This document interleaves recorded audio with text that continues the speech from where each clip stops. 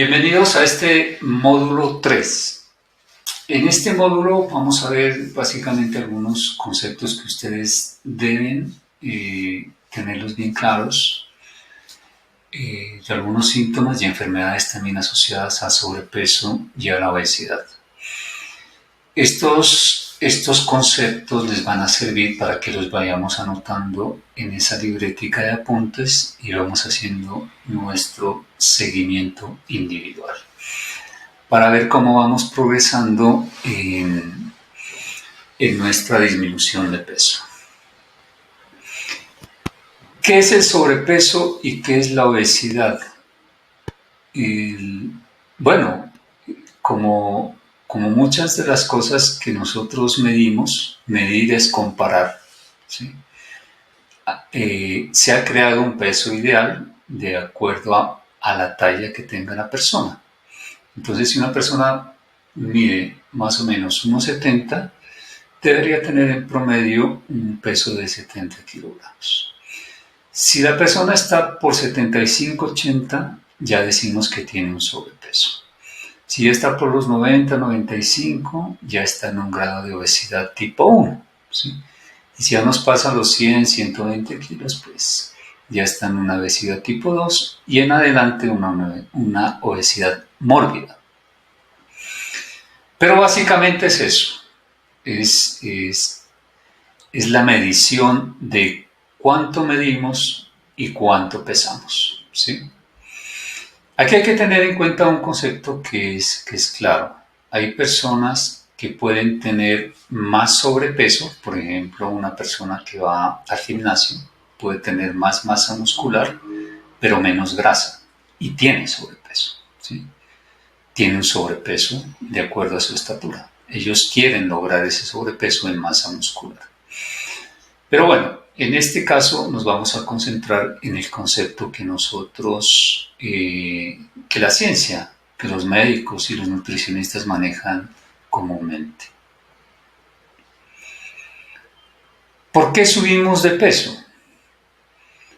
Yo creo que el concepto más claro de por qué subimos de peso es porque comemos muchas calorías y hacemos poco ejercicio, ¿sí? Las calorías representadas en carbohidratos o grasas son fuente de combustible para el organismo. Y en esta sociedad moderna es una de las sociedades en las que nos vemos sometidos a hacer muy poco ejercicio. Nos movemos muy poco. Mínimo teníamos que hacer 30 minutos de ejercicio diario, ¿sí? Pero generalmente no lo hacemos. Entonces, como hay un exceso de carbohidratos, generalmente comemos demasiados carbohidratos, arrocito, papa, plátano, yuca, harinas, verduras, frutas, almidones, etcétera, etcétera. ¿Qué hace con ese exceso de carbohidratos el organismo? Pues el hígado los convierte en grasa de reserva, ¿sí? Y la persona comienza a subir de peso. Si la persona lograra equilibrar lo que come con los ejercicios que hace, con las calorías que quema, pues simplemente va a mantener su peso promedio normal. Pero si hay desequilibrio, va a comenzar a subir de peso. Hay otro concepto ya muy moderno que es de tipo epigenético. Se han descubierto alrededor de 35 genes ahorradores en el organismo. Y estos genes han existido siempre. O sea, la ciencia los descubrió, pero no quiere decir que el organismo, que no sabíamos para qué los utiliza el organismo, ¿sí? O qué relaciones tendrían estos genes con nuestro metabolismo. Hay una relación muy sencilla de subsistencia. Siempre tuvimos esos genes ahorradores. ¿Por qué? Porque el ser humano antes nunca comía como hoy comemos. Nunca. Antes el ser humano comía cada vez que podía cazar o cada vez que podía pescar. O se encontraba algún tallo, alguna fruta, alguna hoja comestible, ¿sí? O alguna raíz. nada más. Entonces, nosotros estábamos muy diseñados para ayunar días y tiempos largos. Entonces teníamos esos y tenemos esos genes ahorradores para eso, para ahorrar al máximo los alimentos que comemos y irlos quemando poco a poco. Hay personas que tienen más genes ahorradores, esto es como una lotería, ahí sí depende de la parte genética, del padre, de la madre. Hay personas que pueden tener más genes ahorradores, por tanto, a veces pueden comer menos y suben muy rápido de peso, ¿sí? Y hay otras personas que, al contrario, tienen pocos genes ahorradores, entonces pueden comer mucho y no suben de peso, ¿sí? Es porque no tienen esa conexión directa con estos genes, porque simplemente no los tienen. Y por eso a veces muchas personas se preguntan eso, ¿no? ¿Por qué si yo como poquito subo tanto de peso? Esa es una de las explicaciones que hoy la ciencia ya ha descubierto. La presencia de estos genes ahorradores que, entre otras cosas, se manifiestan con nuestros hábitos, ¿sí? Nuestros hábitos son los que estimulan la acción de estos genes. Si estamos enseñados a comer 3-4 veces al día, pues estos genes ahorradores van a estar haciendo de las suyas en nuestro organismo. Pero si comemos poco, no, los podemos apagar y los podemos silenciar y los podemos inactivar. ¿Por qué subimos de peso también? Por un sistema de supervivencia. A esto nosotros le llamamos bioquímicamente lipogénesis hepática. ¿Por qué de supervivencia? Porque simplemente volvemos a lo mismo. El ser humano en la naturaleza, expuesto a una escasez inmensa de recursos, nosotros competíamos con muchos otros animales por el alimento, ¿sí? Éramos unos más en medio de otras especies, y no teníamos pues las suficientes cantidades de alimentos que hoy tenemos. O sea, antes el ser humano no se levantaba ni a desayunar, ni a almorzar, ni a cenar, ni tenía el refrigerador, no tenía nada de eso, lo que hoy tenemos a la mano, ¿sí? Entonces se activaba ese estado metabólico de supervivencia. Entonces cualquier carbohidrato, cualquier fruta, cualquier alimento que comía, inmediatamente lo convertía en grasa de reserva. Porque la grasa de reserva es un sistema de supervivencia del organismo. Es un sistema de almacenaje de energía, de almacenar nutrientes en el cuerpo, ¿sí? Por eso lo hacíamos. Porque necesitaba el cuerpo hacerlo para poder sobrevivir cuando no había los recursos, cuando no había el alimento y tocaba ayunar obligatoriamente. Obligatoriamente.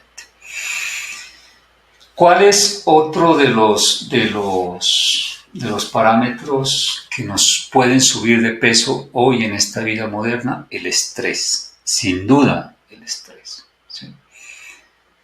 Hoy nosotros tenemos enemigos imaginarios, enemigos en la mente, digamos, la vida moderna a nosotros nos lleva a unos espacios donde el ser humano activa unos mecanismos de defensa también frente al miedo, y esos mecanismos hacen que el cerebro, el hipotálamo, active las glándulas suprarrenales y hormonas como el cortisol, las hormonas como la adrenalina, la noradrenalina, ¿sí? Comiencen a activarse en el sistema sanguíneo. Pero ¿por qué tenemos ese sistema en el organismo? Porque en el estado de naturaleza esos miedos eran reales. O sea, estábamos hablando de que el ser humano estaba sometido a ser atacado por cualquier fiera o por cualquier depredador. Nosotros éramos uno más de la cadena alimenticia, no éramos los que estábamos en la cima de la cadena, éramos unos más entre muchos depredadores. Habían otros depredadores que también podían acabar o nos veían a nosotros como alimento, ¿sí? Entonces, frente a esos miedos, frente a esas amenazas, frente al frío, frente al calor intenso, frente a todo este estrés natural al que el hombre estaba sometido en la naturaleza, obviamente pues se activaban estos mecanismos. Si teníamos que huir de un animal que nos estaba persiguiendo, inmediatamente los niveles de cortisol, de adrenalina y de noradrenalina pues inyectan unas cantidades inmensas de glucosa en sangre, se dispara la insulina y la persona puede correr, puede atacar, puede huir, etcétera, etcétera, ¿sí? Pero hoy esos miedos son muchas veces mentales. Estamos en la oficina, eh, nos llega un jefe al cual no le caemos tan bien, tenemos compañeros con los cuales no convivimos de buena manera, gente que de pronto nos estresa, eh, tenemos tareas que no hemos cumplido y nos estresan, no estudiamos para el examen de mañana. Son cosas de la vida cotidiana que nos viven estresando y que nos viven sobrecargando. Y eso hace que nuestro organismo suba de peso. Veamos en esta diapositiva cómo los conceptos básicos de qué es un peso normal. Ya lo dijimos, el peso con la talla, ¿sí? Consideramos normal que una persona de 1,60 pese en promedio 60, 61, 62 kilos. Si tiene más altura, en promedio, si tiene 1,80, pues va a pesar en promedio 80, 82 kilos. Eso se considera un parámetro normal. Si está en sobrepeso, el índice de masa corporal va a estar entre 25 y 29,9. Más adelante vamos a aprender qué significa el IMC, el índice de masa corporal.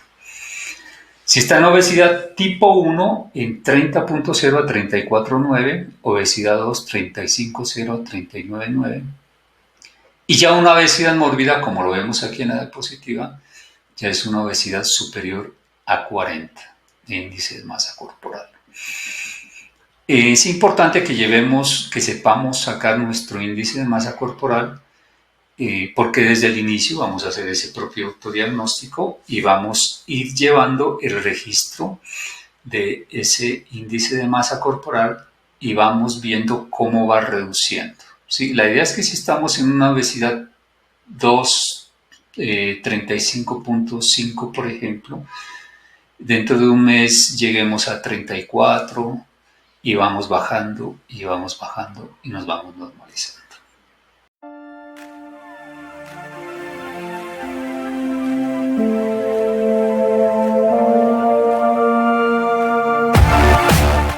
Este es un adelanto de lo que son los síntomas y las enfermedades relacionadas con el sobrepeso y la obesidad.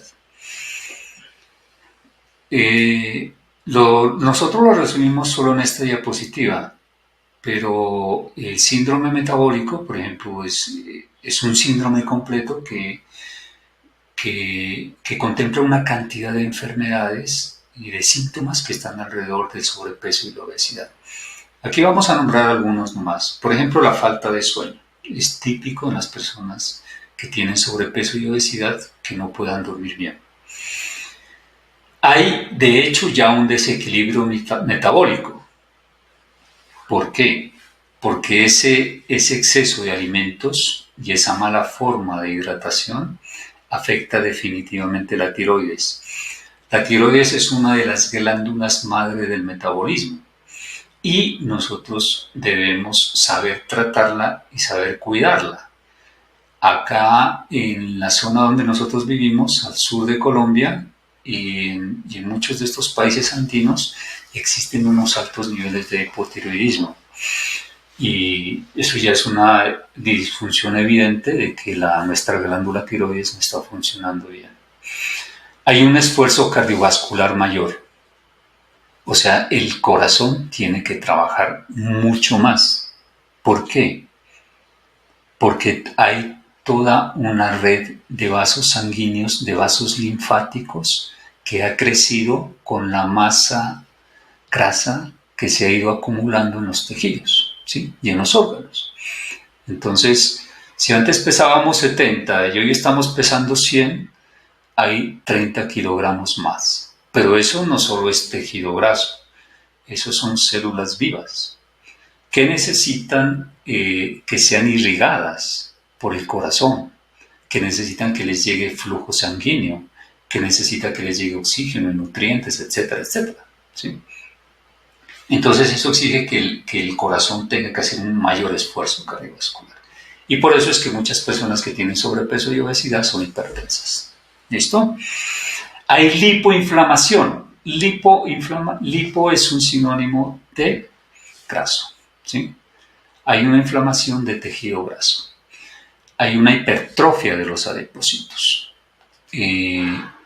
Hay un término que ahorita se está acuñando en medicina en Estados Unidos. El término se llama tumor graso.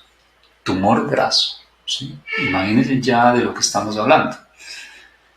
Y consideran ya la acumulación de grasa, por ejemplo, en el abdomen como un tumor, ¿sí? Así que mucho cuidado con eso.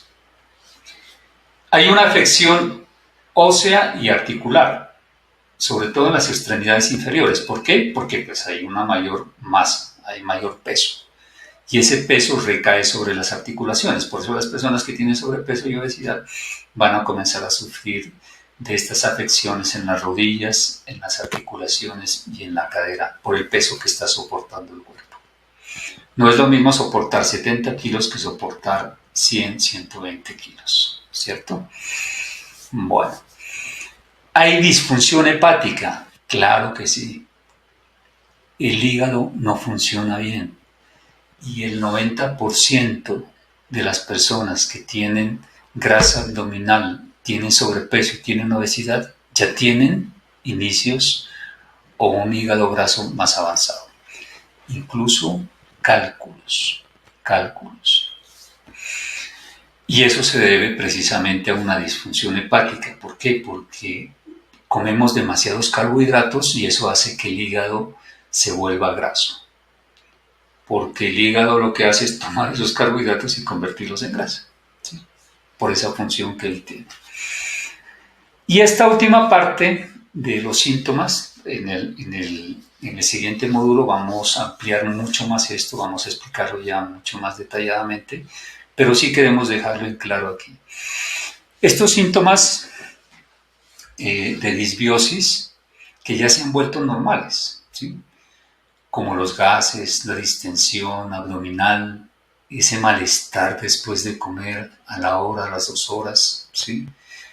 Diarreas con episodios de estreñimiento, con síntomas de colon irritable, con síntomas de gastritis, de reflujo gástrico. Todo eso significa que nuestras bacterias que están en los intestinos están desequilibradas. Lo que nosotros comemos las afecta a ellas definitivamente. Hay bacterias que a nosotros nos ayudan a nutrirnos, ¿sí? De hecho, más del 70% de la nutrición depende de nuestras bacterias. Hay bacterias que son inflamatorias, que nos enferman, y hay otras bacterias que nos ayudan a estar saludables. Y de hecho nos cuidan y nos protegen. Eso lo vamos a ver en el otro módulo. Pero debemos tener en cuenta que lo que nosotros comemos va definiendo nuestro estado de salud. Otro grupo de enfermedades que tiene que ver evidentemente con el sobrepeso y la obesidad son todo este grupo que está relacionado con el funcionamiento cardiovascular, sistema circulatorio, el corazón, ¿sí? Son miles de millas las que tiene que irrigar el corazón y todo el sistema sanguíneo, el sistema venoso y el sistema linfático, ¿sí? O sea, son todas unas autopistas que tenemos dentro del organismo, que tienen que, a cada célula tiene que llegarle su nutriente, tiene que llegarle el oxígeno, tiene que llegarle lo que la célula necesita, si no la célula se muere. ¿Sí? Y las células son muy pequeñitas, tenemos más de 100.000 millones de células. Entonces, ¿cómo alteramos nosotros todo ese sistema cardiovascular? Pues porque comemos demasiado. ¿Ya? Entonces, uno de los síntomas más evidentes es la alteración de la presión sanguínea. Se comienza a alterar la presión, se comienza a subir, se comienza a bajar. El corazón ya no tiene la fuerza cardíaca suficiente para irrigar todo el organismo, todos los tejidos, todos los órganos, todas las células. Como hay tanta glucosa en sangre, tendemos a ser diabéticos y a tener resistencia a la insulina. Porque la glucosa y la insulina deben ir de la mano en el torrente sanguíneo. ¿Qué es la insulina? Es una hormona que es un transportador de glucosa en sangre, es un transportador de azúcar, ¿sí? La glucosa no puede ir sola en la sangre, tiene que ir con la insulina acompañada. Pero llega un punto en que las células, hay tanta insulina, nuestras células tienen receptores de insulina, hay un punto en que se vuelven resistentes. Es tanta la insulina que hay que ya no quieren recibir la glucosa, ¿sí? Entonces la glucosa comienza a subir en sangre y nos volvemos diabéticos. Pero además de esta resistencia a la insulina, el hígado toma esa glucosa y la convierte en grasa de reserva, ¿sí? Y el ciclo continúa. Ustedes se van dando cuenta que vamos cayendo en ciclos de los que a veces ya no podemos salir. Los infartos, la insuficiencia cardíaca, ¿sí? Hoy se han vuelto más comunes. De hecho, las enfermedades cardiovasculares es una de las enfermedades que están en primer lugar en los índices de morbilidad, de muertes por enfermedades crónicas no transmisibles. Suben los niveles de colesterol y triglicéridos en sangre, ¿sí? Y hay disfunción renal también. Los riñones tienen muchísimo que ver con el sistema circulatorio, porque ellos están drenando cientos de litros cada hora, ¿sí? Miles de litros al día.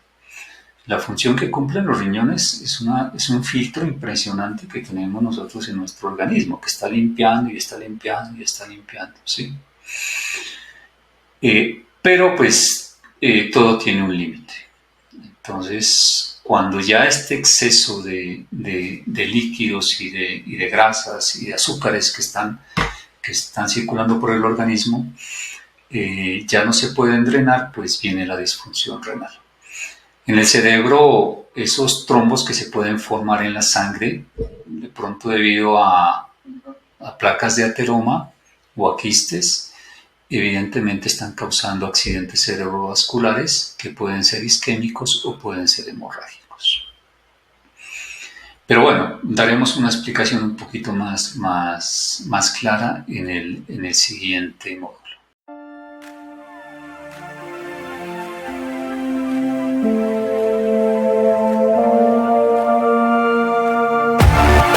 Este es uno de los instrumentos ya en esta tercera lección para que los vayamos apropiando, que es una balanza sencilla, así como ustedes la miran ahí, ¿sí? Una balanza eléctrica en la que ustedes van a llevar el control de su peso y lo van a hacer en kilogramos, ¿sí? Siempre lo vamos a hacer en kilogramos. Esta es la forma correcta de pesarse con la ropa más ligera. Aproximadamente la ropa puede representar unos 800, 900 gramos o 1 kilo. Entonces, ahí nosotros vamos calculando. Esta es la forma correcta de tallarnos, ¿sí? De estar de manera... lo podemos hacer en una pared, podemos tener una cinta métrica y podemos utilizar una escuadra de 90 grados. ¿Ya?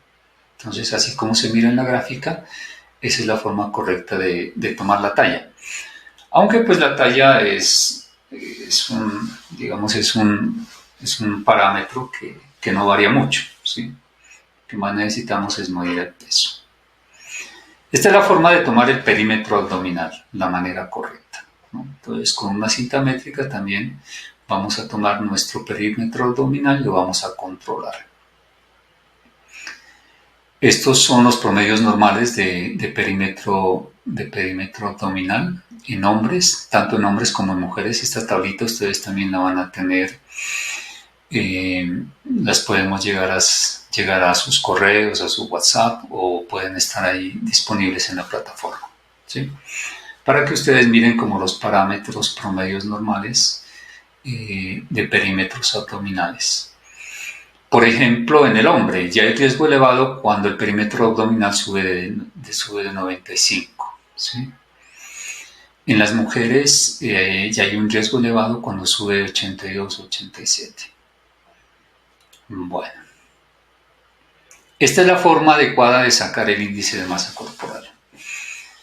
El índice de masa corporal es el peso en kilogramos sobre y lo dividimos entre la talla elevado al cuadrado. Ahí les dejamos un ejemplo, es muy sencillo.